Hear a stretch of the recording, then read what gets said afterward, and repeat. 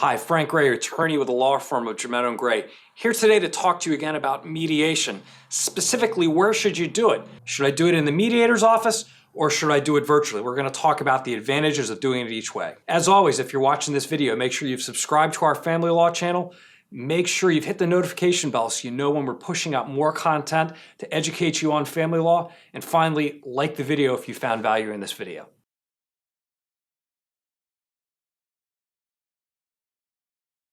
All right, there are basically two choices of where you can do mediation these days. You can do it in the mediator's office, live and in person, or you can do it virtually, and there are advantages to doing it each way. There's no one right way for everyone. First, let's talk about it and doing it in the mediator's office. What are the advantages of doing it that way? Well, not everyone is comfortable with technology, and not everyone has the technology that's necessary to do these things virtually. So if you don't have the technology or you're not comfortable with it, then you'd be better off doing it in the mediator's office face-to-face.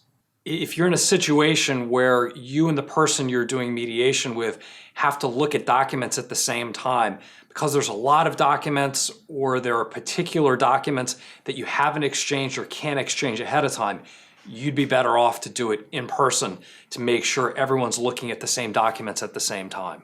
Finally, there's a last category of people. Some people feel like in a divorce context, they need to be face-to-face with their spouse in order to get that final closure, in order to read their body language, to sort of get that final cue that the marriage is really over before they'll truly negotiate a settlement. If that's the case, then you're better off to do mediation in person. Now, the advantages of doing it virtually. Number one is you're going to be doing it in your space. Could be your office with the door closed, could be at home in a comfortable space. But the bottom line is you're doing it in your space, so it's going to be a more comfortable, more familiar place for you. The second thing that mediation virtually does is if you have a lawyer, it's going to save you money. Because one of two things is going to happen. Either you're both going to appear virtually, or chances are you're going to go to your lawyer's office to do it virtually. Either way, your lawyer is not having to travel to the mediator's office, so you're saving yourself money in the travel time, both getting there and getting back. Another advantage to virtual mediation is there's a little more of a flow to it, in my opinion. With in-person mediation, the mediator is bumping in and out. If you have two conference rooms, the mediator sometimes is going between conference rooms. If the mediator only has one conference room available, then sometimes the mediator stays and you're going from the conference room to a waiting room. But there's some momentum that's lost in these discussions with the shuffling back and forth. I can't quite describe what it is, but it breaks up the flow.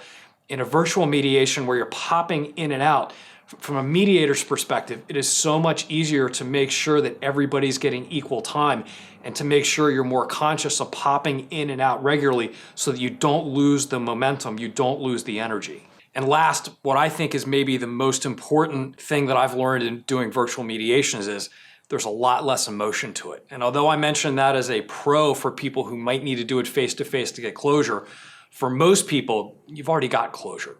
That's why you're trying to get divorced. That's why you're going through mediation. You realize that you're going to get divorced. So for most people, it is a much more business-like transaction to talk to them and to do it virtually instead of face-to-face.